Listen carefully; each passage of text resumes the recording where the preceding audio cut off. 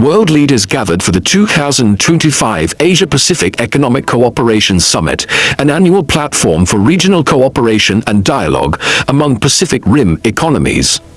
On Friday, Chinese President Xi Jinping held back-to-back meetings with the Prime Ministers of Canada and Japan, signaling Beijing's intent to ease recent diplomatic tensions with both nations. The meetings marked one of the most closely watched developments of the summit, which has drawn leaders and representatives from more than 20 countries, including Chile, Mexico, and Peru.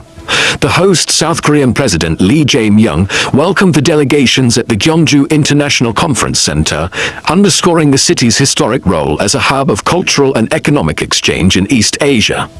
Xi Jinping's arrival at the venue was met with an orderly procession.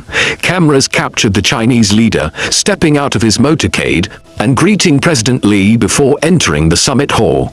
The atmosphere was formal, with delegations maintaining a deliberate pace amid flashing cameras and quiet exchanges among aides. Moments later, Canadian Prime Minister Mark Carney arrived, greeted by President Lee with a firm handshake. Carney, who assumed office earlier this year, has faced the challenge of recalibrating Canada's complex relationship with China, one strained by years of trade and diplomatic friction, rebuilding trust between Beijing and Ottawa. During the bilateral meeting, Xi Jinping emphasized the gradual stabilization of ties between the two countries, noting that after several difficult years, bilateral relations have shown signs of recovery.